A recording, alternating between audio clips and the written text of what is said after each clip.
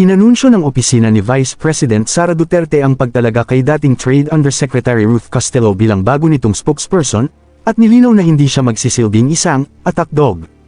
Ayon kay Costello, nag-apply siya para sa anumang posisyon sa Office of the Vice President, OVP, noong unang bahagi ng 2025 matapos siyang umalis sa Department of Trade and Industry, kung saan siya inilagay sa floating status dahil sa pag-autorize sa isang raid sa isang kumpanya ng bakal sa Davao. Layunin umano niyang bigyang diin ang mga nagawa at serbisyo ng OVP para sa mamamayan. Saklaw lamang ng magiging tungkulin ni Costello ang mga opisyal na usapin at gawain ng OVP habang si Atty. Michael Poe pa rin ang sisigot sa mga tanong na may kinalaman sa isyu ng impeachment.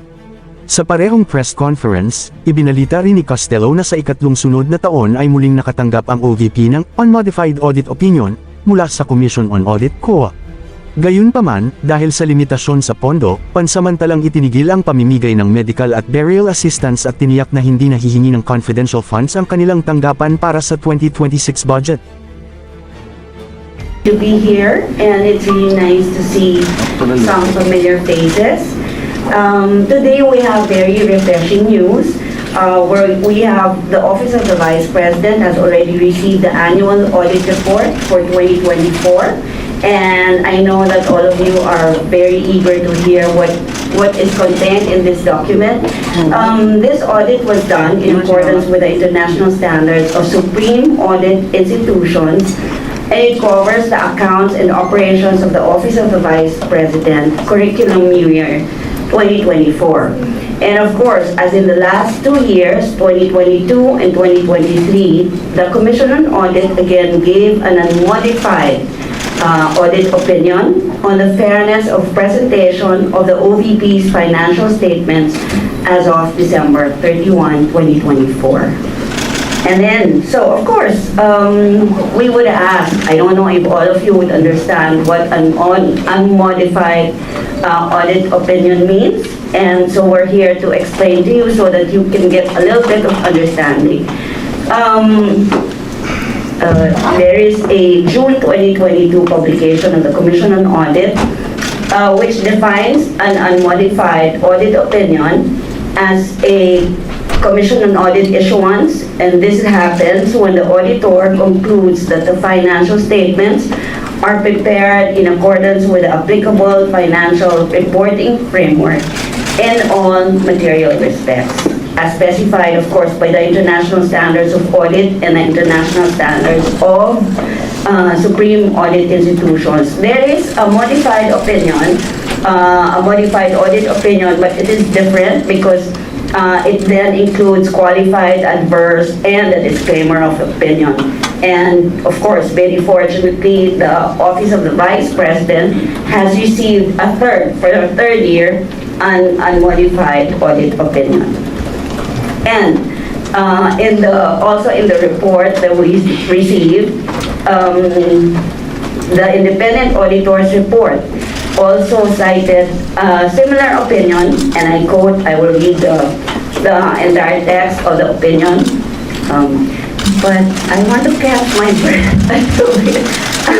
If it's okay, yeah, I'll catch my breath.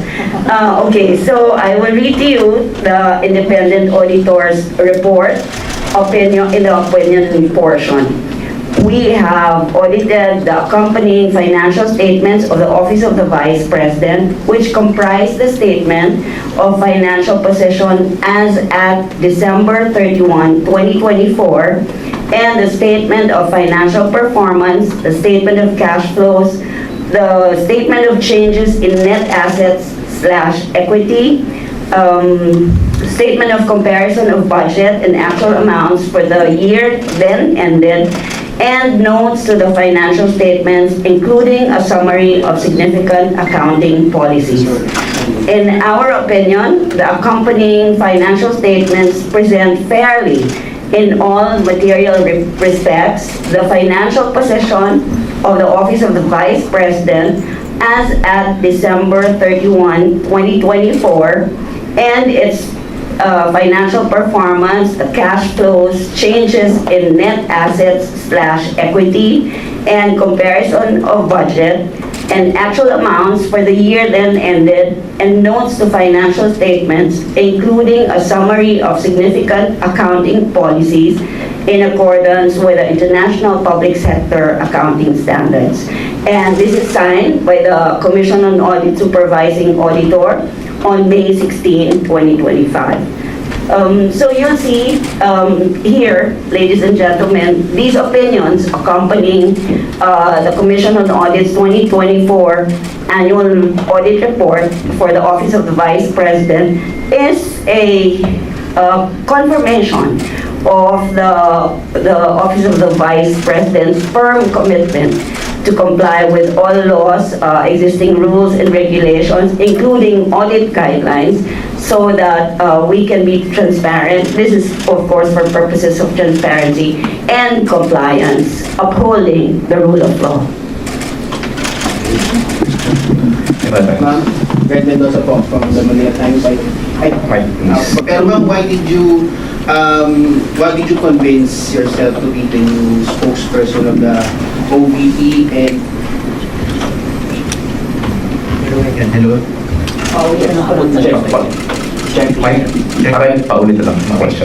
Ma'am, why did you decide po na maging spokesperson ng OVP? Did the Vice President approach you? And ano pong inyong magiging communication or magiging key communication thrusts in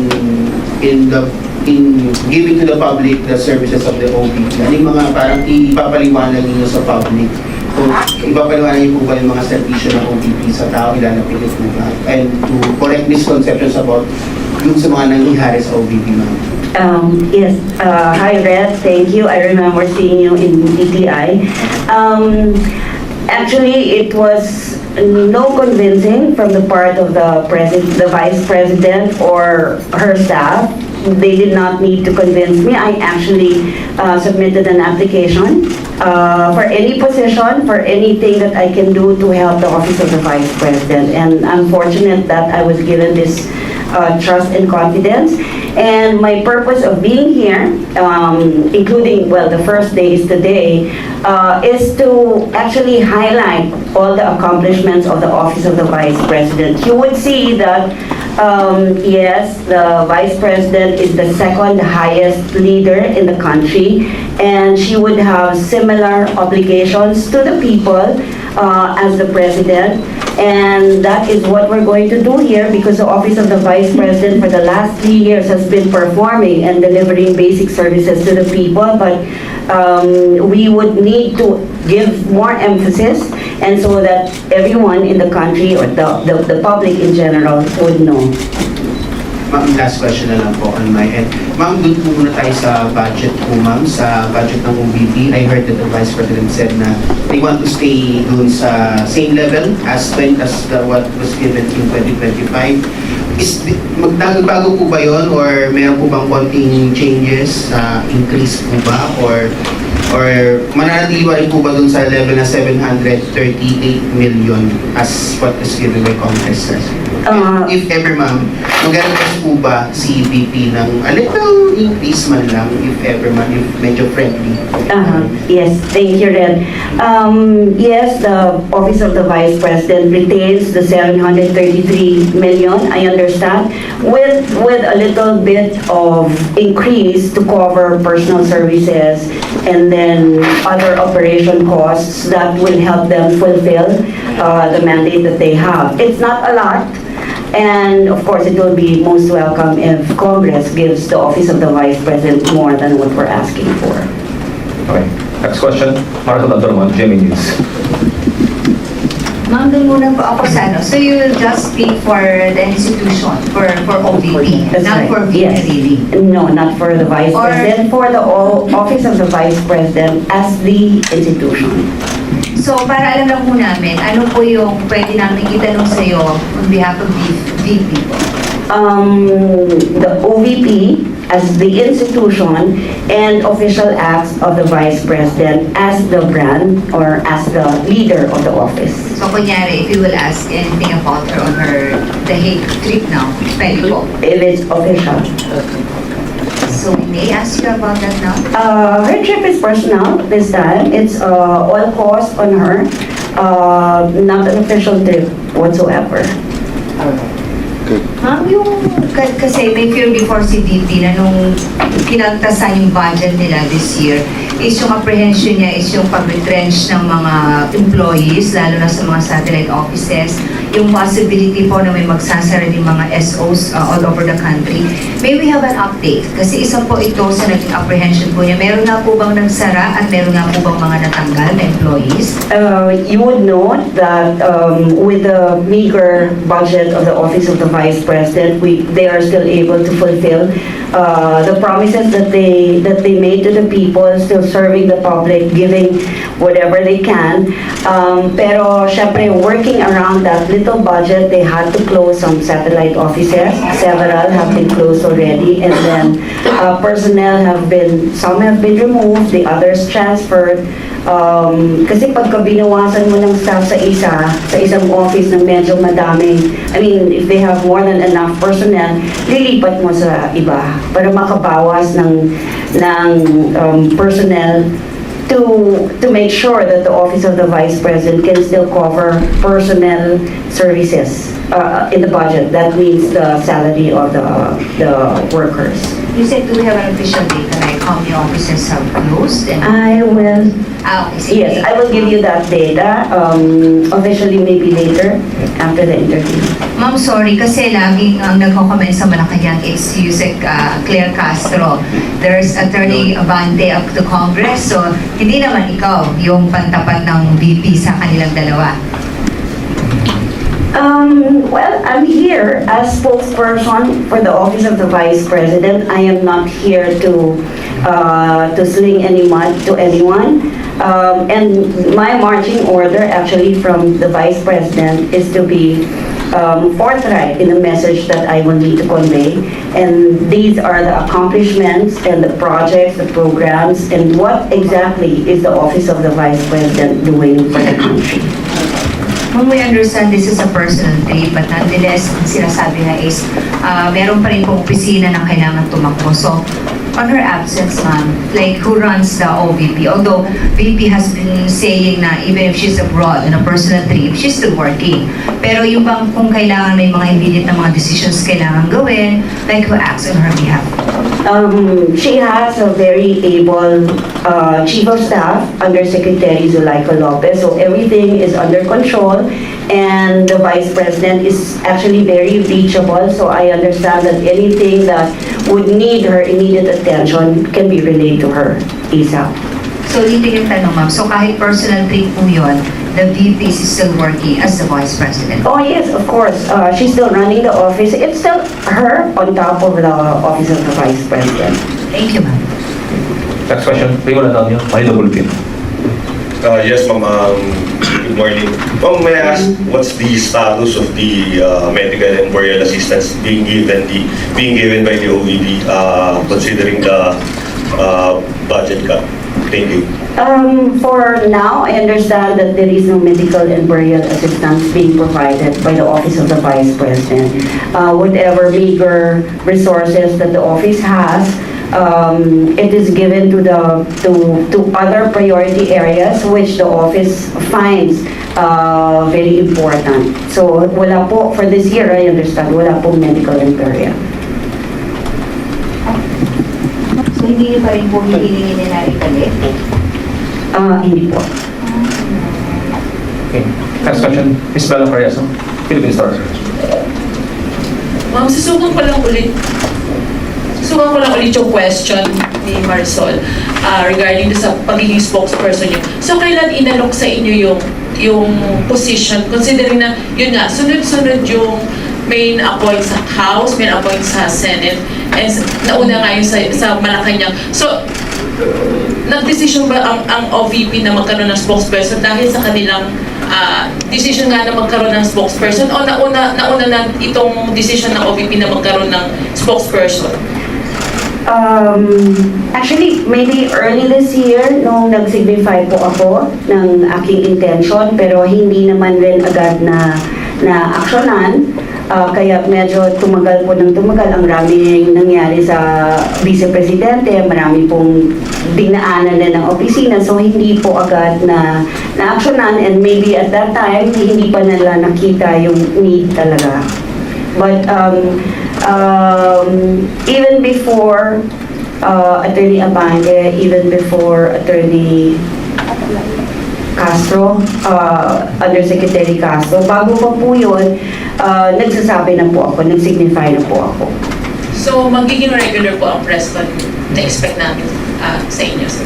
Depende po sa mano ng Office of the Vice President. You said sana meron din tayo, kahit once a week lang. Yeah, and we'd like to invite you also to our programs. We'll take you out in the field para makita nyo yung mga programa ng Office of the Vice President. Okay, next question. Ano sa mga? Dress code. Fight please. Excuse me, I'll just make a correction doon sa employees that was asked about earlier.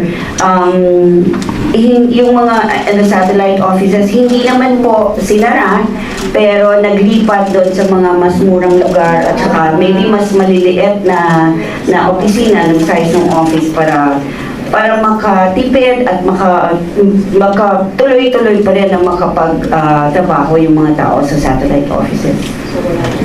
Next question, kami sa mga Ma'am, good morning. I'm Camille po from... Ma'am, I'm here. Oh, hi. From TV5. Ma'am, balikan ko lang yung sa una niyo pong sinabi about dun sa modified opinion from the Commission on Audit.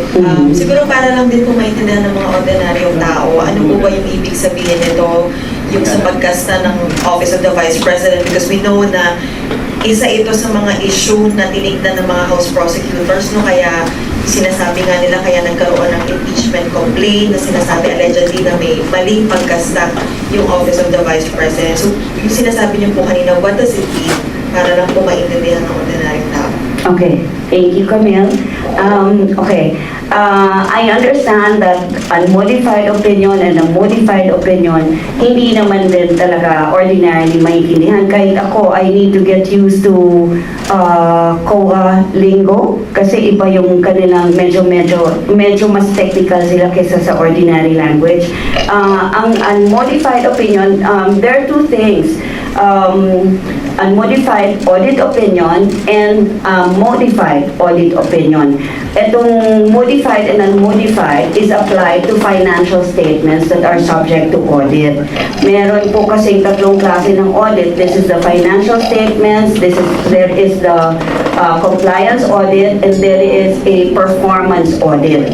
So ito pong modified and unmodified opinion are used only for financial statements. So dalawa lang yung magiging sagot ng COA dyan, whether it's modified or unmodified. And I mentioned that for the last 3 years since 2022, puro unmodified opinion po ang binibigay ng COA sa Office of the Vice President. And this means na wala pong, maayos po ang pagpresenta ng kanilang financial statements. Ang financial statements na po na ito, ang kino-cover niya yung mga it covers the accounts and the operations, yung mga transactions po na ginawa ng Office of the Vice President. So for the last 3 years, like I said, unmodified ang opinion. Ang ibig sabihin po ng unmodified opinion, the financial statements are prepared in accordance with the applicable financial reporting framework in all material requests. This applicable financial reporting framework is a requirement that is adopted also by the Commission on Audit, by the international standards of audit, mga foreign international institutions na po ito, and the international standards of supreme audit institutions. So, pagka naka-receive po ang isang ahensya ng unmodified audit opinion, maligaya na po silang lahat. Pagka po modified ang ni-receive, ito po yung, just to contrast, modified opinion includes qualified, adverse, and a disclaimer of opinion. It is issued when the auditor concludes.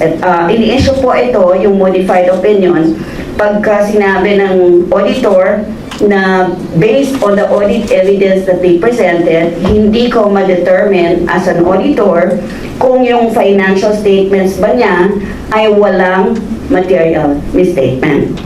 Or, isa pang ground where they can issue a modified opinion, a modified audit opinion, kung hindi po kaya ng auditor na maintindihan na walang misstatement na ginagawa dahil wala po siyang makuhang sufficient na evidence.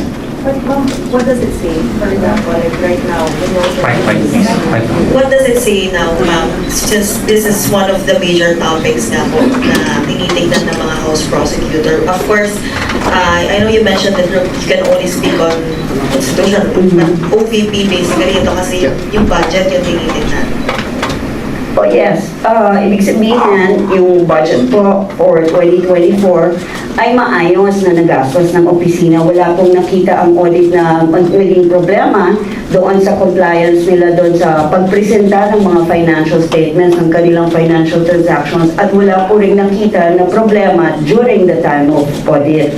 And this has been happening, as I mentioned, for the last 3 years. So yung unmodified audit opinion na nilabas this year ng COA ay kapareho lang po rin noong 2022 and 2023. Ibig sabihin, for the last 3 years po, wala pong nakitang diferensya ang Commission on Audit na hindi naman kayang i-correct. I mean, whatever they found, they would still give the unmodified audit opinion dahil correctable or baka documentation processing lang or something. But what's important is we receive the unmodified audit opinion. Ma'am, last na lang naman yan. Spokesperson despite the controversies na hinaharap ng VP Sara and her office. I believe in the Vice President and I see myself in her kasi she never says die. Ako din never say die. So kahit anong harapin niya, kaya niya yan. I'm sure she has also, like me, battled many storms in her life. And you see her still standing, still strong. So I believe po in her, and of course, she is a direct extension of her father, whom I served for the full 6-year term. Kaya gusto ko po siyang matulungan. Next question, Mads, there. At 25. Mike, please. Mike. Hi, ma'am. Maika? Yes, ma'am. Mads, ma'am. Oh, From Mads. the 95. Opo. Ma'am, sa tingin mo ba, itong, since 3 years na po sunod-sunod, yung unmodified na audit report po ng COA, malaki ba yung matutulong niya sa mga allegations ng irregularities sa OVP? Yes, Mads. It's actually, it's something to be proud of kasi sa mga ahensya po, lahat ng government agencies, dalawa lang po, on the audit of financial statements, dalawang opinion lang po ang pagpipilian, either modified or unmodified. Like I said, pag nagpakuha po ng unmodified audit opinion, hindi naman po ito rango, hindi ito ranking. Pero ibig sabihin, unmodified opinion, wala pong maayos po ang submission ng financial statements na ginawa. It is fairly presented, it is honest, it's transparent. So, advantage po, alam po ng lahat ng government agencies yan, na pagka may unmodified opinion sila, happy po silang lahat. Mabalikan ko lang yung budget. Nabawasan ba sa DBM yung sinabmit na 733 or dinagdagan ko kahit paano sa DBM? For this year? We're talking of this year? For 2026? Yung, nabawasan pa siya, yung 900, naging 900 something million because of the personal services na, at saka yung mga ibang, 933, ma'am? 900 something, wait, DBM na po yung nag-add mo, no? DBM na. Hindi siya nilaglas ng OVP. Hindi po, sila na ang naglagay. From our request, sila na po ang nag-augment. So ma'am, from 730, now it's 930. Wait, I will give you the exact number. It's here. Just look for the attack kasi. Mads, balikan we on can that question. get back Next to question, you later. please. Kat Domingo, ABS-CBN. Ma'am, good morning.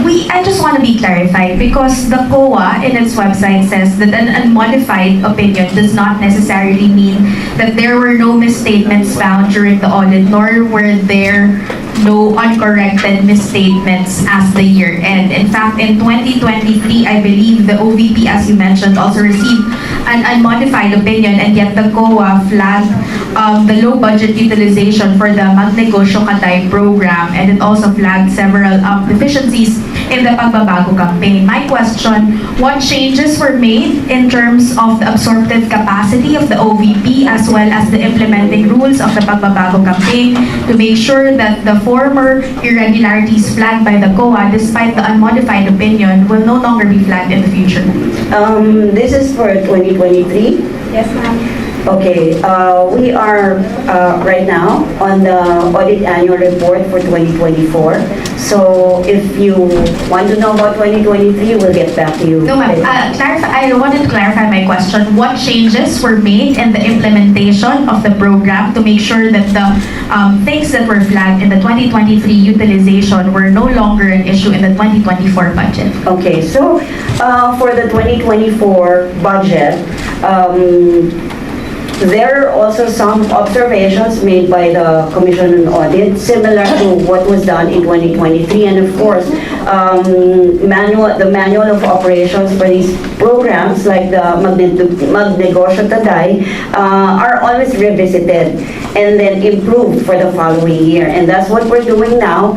As a matter of fact, also in the 2024 annual audit report, there were still some observations that the office is given 60 days to submit the corrections or whatever remedial actions were taken by the Office of the Vice President. But notwithstanding these observations, the final opinion of the Commission on Audit remains to be the unmodified opinion, because these observations are maybe not, I don't know if minor is the correct word, but it means that the observations can still be corrected and do not actually affect the entire presentation of the financial statements. Follow-up Last two questions, please. follow-up question lang po. Why were you so keen on applying to the OVP for any position? And can you give us an update on the status of your exit with the Marcos administration, particularly after you were placed on floating status with the DTI? Para lang po walang loose ends. Oh yes, of course. What was your term? Why was I so Keen on joining the OVP regardless of any position. Okay, so let me begin by saying that I left the Department of Trade and Industry in December 2023. And yes, I was placed on a floating status for, how do I say it? I was head of the I was undersecretary for the Consumer Protection Group, and I did something that any honest working official in the government will do. And I was put in hot water for that. And so I was floated, and then I eventually left the department in December, several months after. And me being keen on being the spokesperson of the Office of the Vice President is my way of returning or giving back to the country what I know it deserves and what I know that it needs. It was not a good separation for me from the department, because I was doing what was right and I was doing what the country needed. So that's the story. Last two questions. Jason. SMNI News. Ma'am, nagkausap na po kayo ni Vice President Sara Duterte at ano yung bilin niya sa iyo bilang spokesperson po ng Office of the Vice President? The instructions are, number one, I am not an attack dog. So not being an attack dog, I will not go on the offensive. I will just report. I'll be straightforward, report on what message the Office of the Vice President needs. And that's basically it, actually. No other instructions. Well, of course, except that I will need to be firm when I need to be firm, but I need to be soft as well when I need to be soft. So, Ma'am, I know you accepted yung role, yung responsibility as the spokesperson, pero may pressure po ba sa inyo na kayo po ay tumatayo bilang spokes ng OVP? pressure in what sense? At sa gitna po ng mga issues, mga controversies na ikinuto po nito sa office. No, because I believe in the leader, and the leader can handle it herself, right? I'm just a support staff, back cheerleader. You know, but Nakakasuhan na empleyado ng OVP. I've been there, I've done that. So, but this interview is really not about me. It's about the office of the president. So, maybe we can go back. Okay, thank you po. Thank you. Tawad ba? Ma'am, just want to clarify. Hello po, ma'am. Just want to clarify, under the proposed 2026 budget of the OVP, will the OVP still be seeking confidential funds po? No, ma'am. Hindi na po. Kung gusto nila magbigay, okay, pero hindi na po hihingi ang Office of the Vice President. Mamabula ko ba? Okay, last question lang. Last question to. Marisol. Hindi na po Tolan. balik yung medical at saka burial Yes. assistance. Since BPS yung part na po ito ng kanilang project sa OVP. Pinanggal lang last year kasi nga nakaltasan ng budget, but why are we not giving that? Kung makabigay ng budget, thank you, we will use it. Pero kung hindi na din hingin kasi ang lahat ng programa naman ng Office of the Vice President is submitted to the Department of Budget and Management. So kung yung hindi na nila ipipilit. Okay, thank you, Win Media. Salamat. Wait, may isa pa bang Last. Sorry, you said ma'am. Just like one last. Si JC po, decide.